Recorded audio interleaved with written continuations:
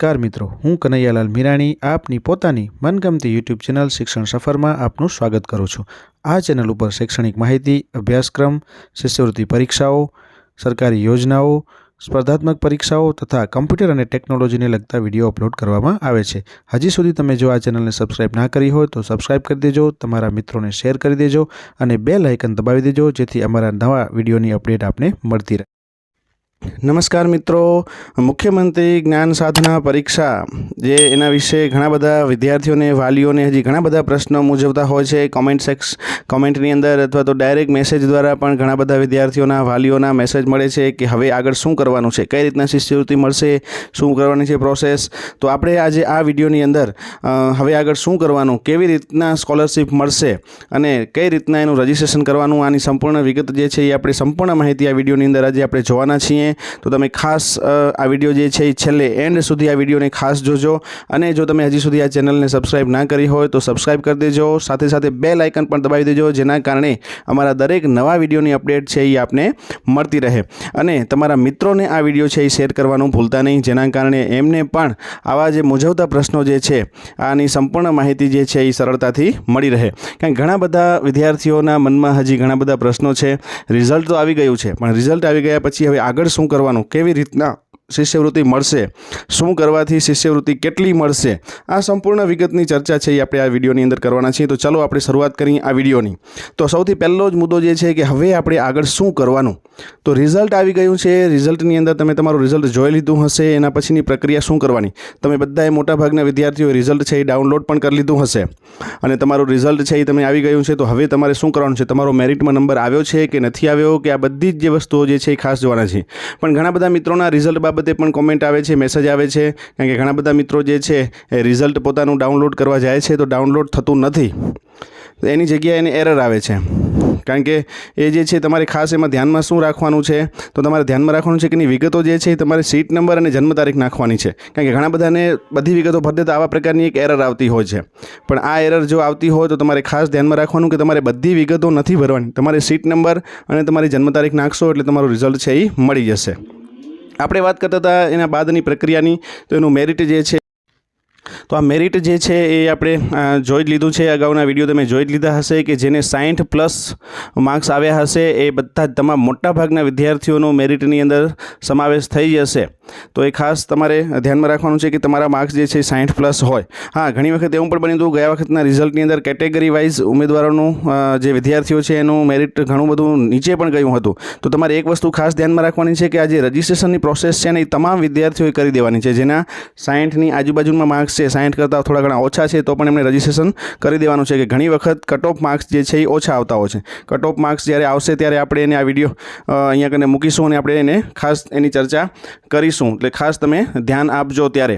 ચલો, એના પછી હવે કેટલી સ્કોલરશિપ મળશે એની આપણે ચર્ચા કરીએ। એની પણ અગાઉ આપણે વિડીયોની અંદર ઘણી બધી વખત ચર્ચા કરી લીધી છે કે કોને કેટલી શિષ્યવૃત્તિ મળવાપાત્ર છે અને કોને કેટલી શિષ્યવૃત્તિ મળશે, તો એની પણ આપણે આ વિડીયોની અંદર આજે સંપૂર્ણ ચર્ચા કરી લઈએ છીએ કે કોને શિષ્યવૃત્તિ મળવાપાત્ર છે। કારણ કે તમારે ખાસ હવે 9મા ધોરણની અંદર તમે કઈ સ્કૂલમાં એડમિશન લ્યો છો એના આધારે આ શિષ્યવૃત્તિ મળે છે। તો તમને અહીંયા જણાવી દઈએ કે જો તમે સરકારી અથવા તો ગ્રાન્ટેડ શાળાની અંદર જો તમે એડમિશન લ્યો છો તો તમને ધોરણ 9માં અને 10માં 6,000 રૂપિયા છે એ મળવાપાત્ર છે અને ધોરણ 11 અને ધોરણ 12માં 8,000 રૂપિયા મળવાપાત્ર થશે। એટલે કે તમને ટોટલ 6,000 વત્તા 6,000 એટલે કે 12,000 અને બીજા ધોરણ 11માં 8,000 અને ધોરણ 12માં 8,000 એટલે કે 11 અને 12 વચ્ચે 16,000 એટલે તમને આ રીતના 12,000 વત્તા 16,000 એટલે ટોટલ 28,000 શિષ્યવૃત્તિ જે છે એ મળવાપાત્ર થશે જો તમે સરકારી શાળા અથવા તો ગ્રાન્ટેડ શાળાની અંદર 9મા ધોરણની અંદર એડમિશન લ્યો છો। તો આની અંદર તમારી જે શરતો જે છે રજિસ્ટ્રેશનની એ પૂર્ણ થતી હોવી જોઈએ, એટલે કે તમારા કટ ઓફ માર્ક્સની અંદર તમારું નામ હોવું જોઈએ,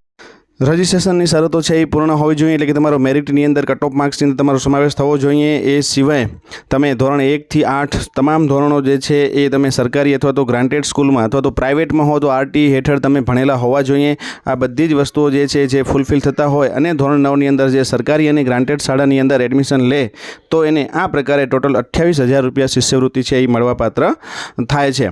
તો આ રીતના ખાસ તમારે આ જે પ્રશ્ન છે કે કેટલી શિષ્યવૃત્તિ મળશે એ છે। હવે કોઈને સરકારી ગ્રાન્ટેડ શાળામાં શાળામાં નથી ભણવું અને જો પ્રાઇવેટ એટલે કે ખાનગી શાળામાં જો અભ્યાસ કરવો હોય તો એ લોકોને પણ આની અંદર જોગવાઈ છે કે એ લોકો ધોરણ 9 અને 10માં 22,000 રૂપિયા એટલે કે કુલ 44,000 અને ધોરણ 11 અને 12ની અંદર 25,000 રૂપિયા એટલે કે ટોટલ 50,000 એટલે કે ટોટલ જે છે 94,000 રૂપિયા શિષ્યવૃત્તિ જે છે મળવાપાત્ર થાય છે। પણ તમે ખાસ કરીને ધ્યાનમાં રાખવાનું છે કે હવે તમે પ્રાઇવેટ અથવા તો ખાનગી શાળાની અંદર એડમિશન છે 9મા ધોરણમાંથી તમે 12 ધોરણ સુધી તમે ભણી શકો છો અને લઈ શકો છો।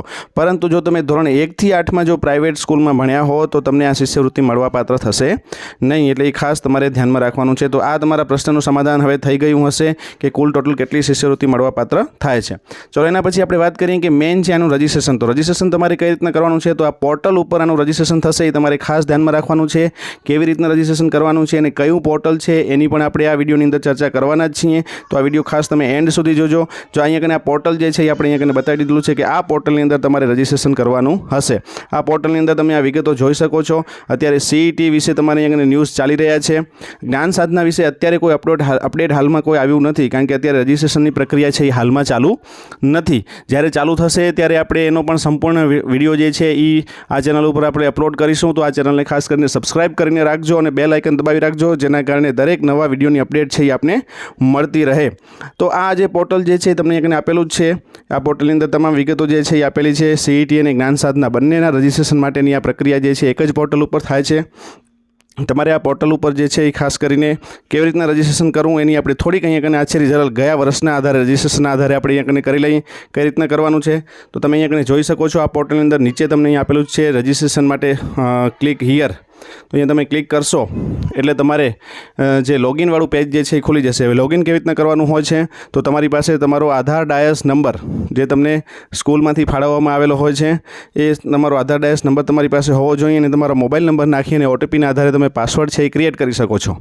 તો એ રીતના અહીંયા તમારે ખાસ એ ધ્યાનમાં રાખવાનું છે, છેલ્લી શાળામાં જે ભણતા હો, અત્યારે 8મું ધોરણ તમે જ્યાં હો અને જ્યાંથી પરીક્ષા આપેલી હોય એનો આધાર ડાયસ નંબર હોવો જ જોઈએ। પણ સાથે સાથે તમારે રજિસ્ટ્રેશન વખતે તમે જો 2 કે 3 ટોટલ શાળામાં ભણ્યા હો, કારણ કે ઘણા બધા વિદ્યાર્થીઓ એવા છે કે જે અલગ અલગ સરકારી શાળામાં અથવા તો ગ્રાન્ટેડ શાળામાં અલગ અલગ શાળાઓમાં 1 થી 8 ધોરણ સુધીનો અભ્યાસ કર્યો હોય, કોઈ 2 વર્ષ બીજી શાળામાં, એના પછી બીજી શાળામાં, એમ અલગ અલગ ધોરણમાં અભ્યાસ કર્યો હોય, તો દરેક શાળાના જે આધાર ડાયસ નંબર છે એ શાળાના ડાયસ નંબર પણ તમારી પાસે હોવા જોઈએ। ન હોય તો તમે એ શાળાના માધ્યમથી અથવા તો તમને જે રિઝલ્ટ આપેલું હોય એ રિઝલ્ટ ઉપર પણ પ્રિન્ટ કરેલા હશે, એના આધારે પણ તમે એ ડાયસ નંબર છે એ મેળવી શકો છો। તો આ રીતના તમે આ દરેક વસ્તુ જે છે એ સાથે રાખશો તો તમને ખ્યાલ આવી જશે। એની અંદર તમારે રજિસ્ટ્રેશનમાં અમુક પ્રકારના ડોક્યુમેન્ટ છે એ પણ અપલોડ કરવાના હોય છે।